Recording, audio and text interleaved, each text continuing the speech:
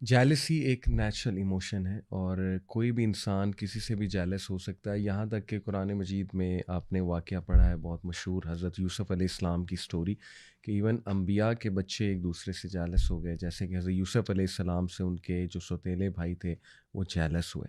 तो इसका मतलब ये है कि जेलसी इंसान के अंदर एक नेचुरल इमोशन है, लेकिन ये बहुत ख़तरनाक हद तक अगर इस लेवल पे चली जाए जेलसी कि ये इंसान को इतना नेगेटिव कर दे कि ये हसद में तब्दील हो जाए। और हसद की डेफिनेशन क्या है? जैसे कि सूरह फलक में हमने हासिदीन से अल्लाह सुब्हानहू व तआला ने हमें पनाह मांगने का कहा।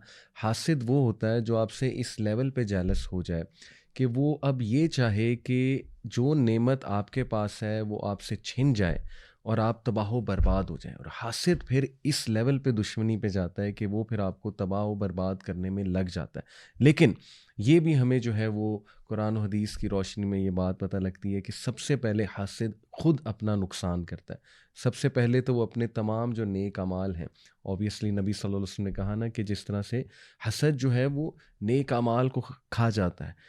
और बिल्कुल ही इसी तरह है जिस तरह से दीमक जो है वो लकड़ी को खा जाती है, तो पता भी नहीं लगता इंसान को उसके नेक अमाल जो है वो इस तरह से ख़त्म हो रहे होते हैं, अल्लाह माफ़ करे। उसके बाद उसकी पर्सनैलिटी पे उसके बहुत नुकसानात होते हैं, क्योंकि हासिद इनसिक्योर होता है। एक जेलस इंसान एक इनसिक्योर इंसान है जिसकी अपनी बहुत सी इनसिक्योरिटीज़ होती हैं।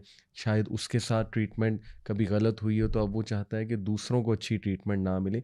तो सारे के सारे जो नुकसानात हैं हसद के वो सबसे पहले हासिद के ऊपर होते हैं। तो ये तो सबसे पहले हमें सबको सोचना चाहिए इसके ऊपर।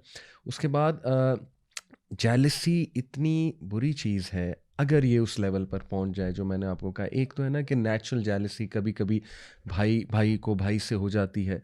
ऐसे नेगेटिव कुछ इमोशंस आ जाते हैं माइंड में, राइट? और ये फ़ितरी भी हैं, लेकिन इनको कंट्रोल करना, औज़ बिल्लाह पढ़ना, इनके ख़िलाफ़ जिहाद करना, यही तो असल में वो काम है। जिहाद बिन नफ्स इसी को कहते हैं ना, और जिहाद बिश शैतान भी, शैतान के ख़िलाफ़ भी ये जिहाद है। तो बहरहाल जेलसी का एक बहुत बड़ा नुकसान ये है कि जेलसी हमारी जजमेंट को हैम्पर करती है और जेलसी हमें हक तक पहुंचने में रोकती है।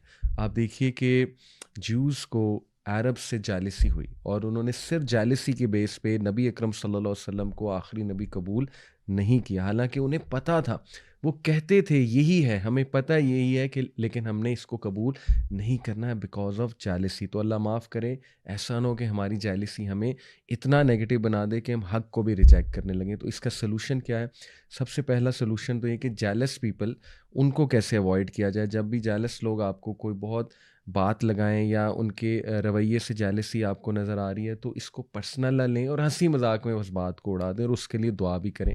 Number two, love for others what you love for yourself. Practice करें, इस हदीस को इंटरनलाइज करें कि दूसरों के लिए भी वही पसंद करो जो अपने लिए पसंद करते हो।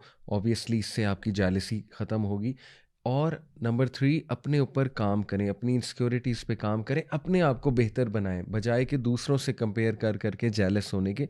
अपने आप को बेहतर बनाएं और ये सोचें कि अल्लाह मेरे बारे में क्या सोचते हैं और मैं अल्लाह सुब्हाना व तआला के आगे मेरी क्या हैसियत है। और फिर ये याद रखिए, अल्लाह जिसको चाहता है नवाजता है, इसलिए जेलस होने का फ़ायदा नहीं है। अल्लाह जिसको चाहता है देता है। जो आपको दिया है वो भी अल्लाह की तरफ से है, जो दूसरे को दिया है वो भी अल्लाह ने उसको दिया है। तो जेलस होने की क्या ज़रूरत है? मेक दुआ, अपने लिए भी दुआ करें और उसके लिए भी दुआ करें जिससे आपको जेलसी फ़ील हो रही है। बल्कि मैं आपके सामने खूबसूरत हदीस रखता हूँ। अल्लाह के नबी सल्लल्लाहु अलैहि वसल्लम ने फरमाया, ये मवात्ता मालिक की जो है वो हदीस है, shake hands for this will dispel rancour and exchange gifts and love one another for this will dispel हेटेड। अल्लाह के नबी सल्लल्लाहु अलैहि वसल्लम ने कहा, हाथ मिलाया करो एक दूसरे से और गिफ्ट्स एक्सचेंज किया करो, क्योंकि इससे जेलसी, हेटेड और तमाम नेगेटिव जज्बात जो है वो ख़त्म होते हैं। अल्लाह ताला हमें जेलसी से बचाए और हमें पॉजिटिव बनने की तौफीक अता फरमाए।